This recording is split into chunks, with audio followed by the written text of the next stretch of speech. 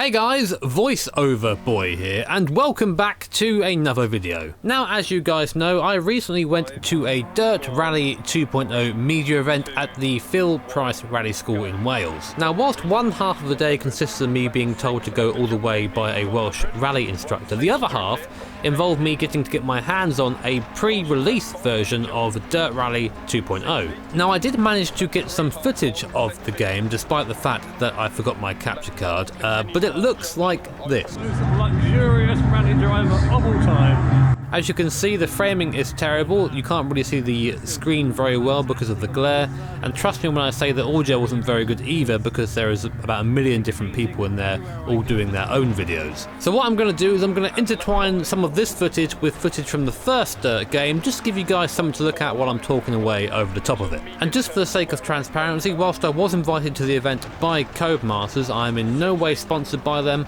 and all views in this video are my own, as they always have been, as they always will be. So first and foremost, I think it's fair for me to say that I am definitely a fan of the first DiRT Rally and have been looking forward to DiRT Rally 2 based on that. The first game, in my opinion, did something that hadn't been done for quite a long time, which was to bring a rallying game to the sim racing market, and I think it was fairly well received. But of course, the first game was far from perfect. There was a significant lack of stages, in my opinion, and some of the physics, some of the cars didn't quite feel right. So of course, as a sim racing pleb, the first thing I looked at in DiRT Rally 2.0 was how the physics compare to its predecessor. First of all, I went to tarmac in a four-wheel drive Group A car, and whilst there is some improvement, and some is the word, over the physics from DiRT Rally on tarmac, it still doesn't quite feel right. The car floats a lot.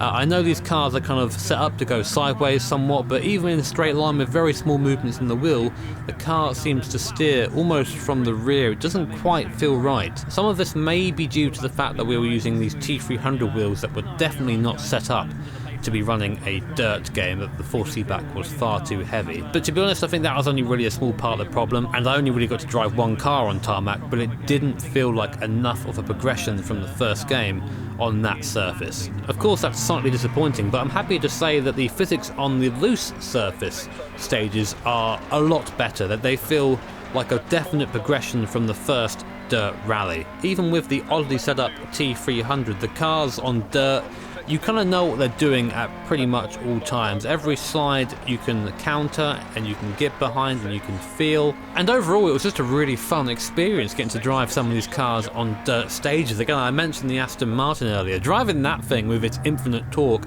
on a dirty stage, I think it was one of the US stages I drove actually on gravel. It was just a joy. You're constantly balancing the thing on the throttle, just trying to make sure you aren't being too aggressive, because, you know, in some games you can just plant the throttle and power slide around corners. Not so in DiRT Rally 2.0. You have to make sure you're modulating the throttle through some of those faster corners. It was just a lot of fun and really lifted my spirits after driving on the tarmac stages. But I gotta say, my favourite car of the ones that I drove was a front-wheel drive Pug, the 205 GTI. I've always felt that the physics for the front-wheel drive cars are pretty decent in the DiRT Rally franchise, and I think that's why I enjoyed the 205 so much. It's just essentially a shopping trolley with the front wheels doing everything and the rear wheels just being there to help initiate a slide from time to time.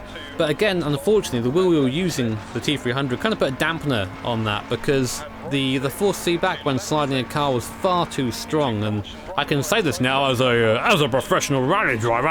I'm not professional, but I've driven an Impreza once. So that experience did teach me that there's very little feeling in the wheel. The wheel was very light at all times, and the wheels we had set up, they were just not light. They were super heavy, and every time you had any sort of counter steer, the wheel would fight really hard to return to centre, when in reality it would just basically do what you want it to. So I hope most of that is down to the wheel, but of course it could be down to the game also, but we weren't really allowed to go in and change any settings, so I can't tell you about that, unfortunately. Now, earlier on I mentioned stages as well. In the first DiRT Rally title, there was basically 6 locations which had, I think, 2 or 3 long stages, then cut up to make 12 smaller ones. And although I didn't get to go through and check every stage individually, it kind kinda seems like it's the same deal in Dirt Rally 2.0. Now, for the more casual user, I don't think that's going to be a problem, but for someone like myself and other fellow sim nerds out there who are going to probably drive each stage hundreds of times, it's going to mean that you're going to end up running out of new stages very quickly, and before you know it, you're not really going to need the co-driver anymore. I also noticed there seems to be a lack of any snow-based stages in Dirt Rally 2.0. Again, it could be an oversight on my behalf, but I didn't see anything when I was going through the stages at the event, so maybe that's something to come soon, but if that isn't included, that is definitely a massive oversight on their behalf. The standout for me though has to be the Argentinian rally stages because of just how narrow and how claustrophobic it is. I get the feeling it's trying to emulate an Acropolis style of rally where the biggest enemy is the course itself, and they do it pretty damn well. If you make a mistake, you're going to end up in a big rock, basically. However, a big feature of those heavy gravel rallies is the actual road surface itself. It pretty much changes at every corner. We were even taught earlier on in the day when driving the real rally cars that different parts of the surface have different levels of grip, and that just doesn't seem to exist in Dirt Rally 2.0. The stages seem very smooth, so you pretty much have grip for the entirety of the trail until you actually get off the intended route, and of course that's when the grip goes. Although I should add, and this actually acts as a good segue, that there is a stage degradation feature now in Dirt Rally 2.0. This basically emulates a stage and how it would transform over the course of a day as cars keep running through it. For example, in real life, if you're the leader and you're attacking a stage first, the stage is going to be covered in lots of surface gravel and surface dust and stuff that's going to slow you down basically. And as cars go through, gradually that's cleared out the way. Midway down the order is where you get to the sweet spot of the stage condition, where all the debris and all the stuff on top that's very slippery gets cleared off by other cars going through, and the trail becomes nice and quick. Then towards the bottom of the order, the stage starts getting worse again. It starts suffering from something called rutting. It's kind of hard to explain what rutting in a road is, but just imagine a rally stage that's been driven through at speed by 100 cars and the state that stage would be in.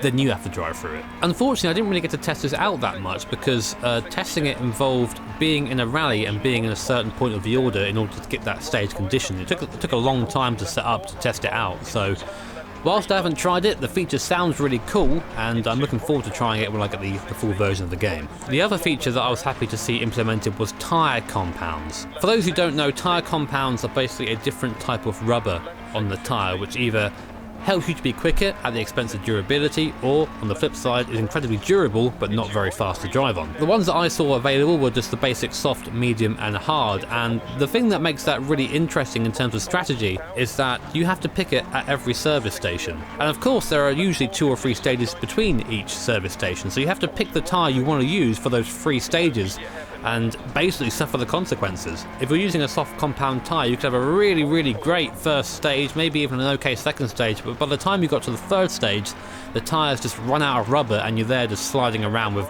pretty much zero control. But again, it's not really a feature I got to try out, so I don't really have a solid opinion on it. It sounds really great and I hope it is great, but otherwise to me it is still untested.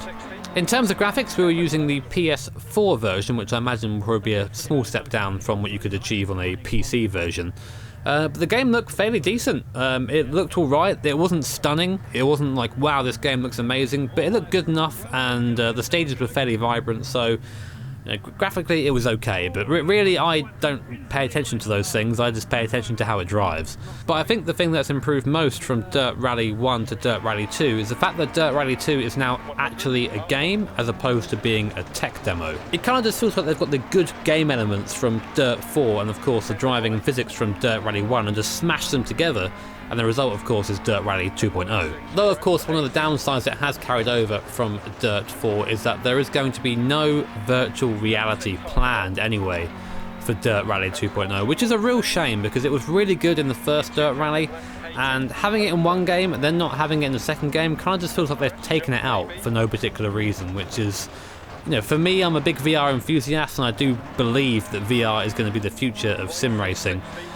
To not have that is a really big blow. I mean, I'm still going to buy it, I'm still going to play it, I'm still going to enjoy it, but VR would have just been the icing on the cake, But overall, I think my first impressions of Dirt Rally 2.0 is fairly positive. There is still very much room for improvement. Of course, I've said already, more stages. Apparently there are actually stages planned to come in DLC, but they're not in the game now, so I can't talk about them. And of course, the physics on tarmac not quite being where I want them to be, and unfortunately Codemasters don't really have the best track record of tweaking things like physics after a game has come out, but we can hope. But I hope you guys enjoyed the video. If you did, make sure to hit that like button. If you really enjoyed it, of course, make sure to hit the subscribe button and the bell notification icon, because that way you'll be made notified of future streams and future videos. As always, a massive thank you to my patrons and to my sponsors. Take care, have an awesome day, see you all next time.